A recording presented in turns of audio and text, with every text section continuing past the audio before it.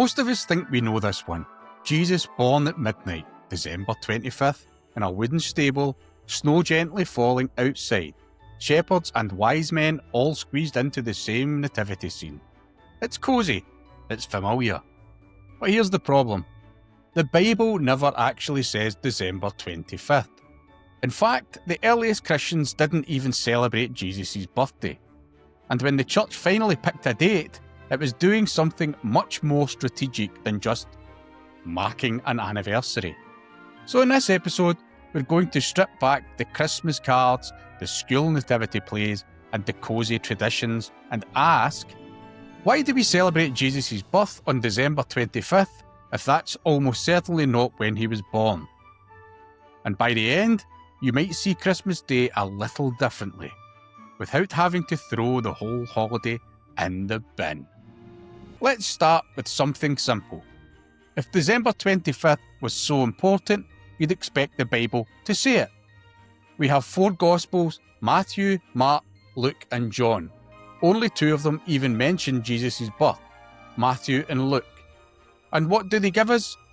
A location, Bethlehem. A political backdrop, Herod, Rome, a census. Some very famous visitors. What they don't give us is a date. No on the 25th day of the 12th month. No in the depths of winter. Nothing. For people writing within a culture that could be very precise about timing when it mattered, the silence is loud. So where did December 25th come from? To answer that, we need to understand something that will sound weird to us. Early Christians weren't obsessed with birthdays. Today, birthdays are a big deal. Cakes, candles, parties, social media posts, you know the drill. But for the first Christians in the first few centuries, birthdays were actually viewed with suspicion. In the Greco-Roman world, birthday celebrations were often linked to astrology, fate, and pagan rituals. They were the kind of thing associated with emperors, gods, and cults, not humble followers of a crucified Messiah. When you look at early Christian writing, what do they focus on? Not Jesus' birthday, but his death and resurrection. That's why the earliest big Christian celebration is Easter, not Christmas. For them, the turning point of history wasn't the day he was born, but the day he died and rose again. So for the first couple of centuries, there is no universal Christian tradition of celebrating a Christmas Day. Different communities guessed different dates. Some ignored the idea altogether, and many saw celebrating birthdays as a pagan habit they'd rather avoid. Which means that the date we now take for granted, December 25th, must have been chosen later. And it was. Fast forward to the 4th century, roughly 300 years after Jesus. Christianity has gone from persecuted minority to something much closer to the religion of the empire. Suddenly, dates, festivals, and public celebrations matter. And sitting right there on the Roman calendar is late December, already a busy time. You've got Saturnalia, a huge rowdy festival honouring the god Saturn. Feasting, gift-giving, role reversals, general chaos. You've also got celebrations linked to the winter solstice, the shortest day of the year, and later, the imperial cult of Sol Invictus, the unconquered sun.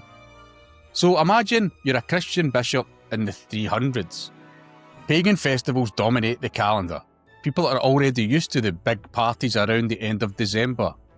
Do you ban everything outright and fight the crowd? Or repurpose what's already there and point it towards Jesus instead?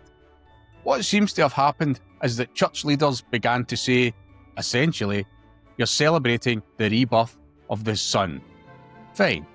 You'll celebrate the birth of the sun, S-O-N. December 25th becomes symbolically powerful. In the dark of winter, the light of Christ enters the world. Over time, that date is attached to Jesus' birth, and by the late 4th century, you have December 25th recognised in the Western Church as the official celebration of the Nativity. not because anyone dug up a birth certificate, but because it was theologically meaningful and culturally strategic. So when we say Jesus was born on December 25th, we're not repeating a historical fact from the 1st century.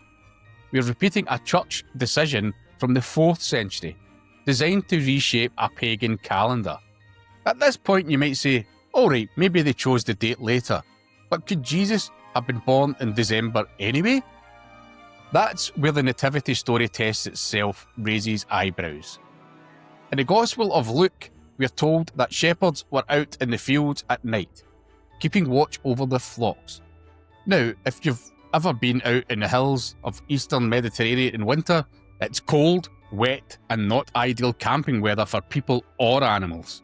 Historically, many scholars have pointed out that keeping flocks out in the open overnight fits better with spring or early autumn, when the weather is milder and grazing is available, not the depths of winter. Add to that the famous census that supposedly forces Joseph and Mary to travel to Bethlehem. The Romans were efficient administrators. They didn't normally pick the coldest, harshest time of the year, when travel is most dangerous and crops aren't coming in, to move whole populations around for tax purposes. So when you combine shepherds in the fields at night, a long journey for a heavily pregnant woman, and an empire that liked to keep disruption minimal, a late December birth starts to look historically unlikely. Does that let us circle an exact alternative date on the calendar? No, but it does mean that the Christmas card image, deep winter, snow on the ground, everything happening on December 25th, is almost certainly a later artistic choice, not a historical report. So where does all this leave us? Myth. Jesus was definitely born on December 25th in the year 0, and Christians have always celebrated that date. Reality? The Bible never gives a date. The earliest Christians didn't focus on birthdays at all. December 25th was chosen centuries later, in part to replace or reframe existing Roman festivals, and to give theological symbolism to the calendar. The details in the story, shepherds in the fields, census travel, actually point away from the midwinter birth. That doesn't mean Christmas is fake, or that you have to cancel your tree, your turkey, or your presents. Traditions evolve, dates are chosen, meaning shift. What it does mean is this: when you celebrate Christmas, you're not just marking a moment in a stable 2,000 years ago, you're taking part in a layered tradition, a mix of early Christian belief, Roman politics, theological symbolism, and centuries of cultural evolution. And personally, I think understanding that makes it more interesting, not less. So, was Jesus really born on December 25th? Almost certainly not. But that date still tells us a fascinating story. Not about the weather in Bethlehem, but about how empires, religions, and cultures reshape time itself. If you enjoyed this, part 1 of this mini-series looks at the myth that Coca-Cola invented modern Santa. And part 3 is going to dive into something much darker: Krampus, Santa's so-called demonic twin. Let me know in the comments, did you grow up being told Jesus was born on December 25th? And does it change how you feel about Christmas, knowing the date was a 4th century decision? Hit like if you learned something new. Subscribe if you want more myth-busting history, and I'll see you in the next part.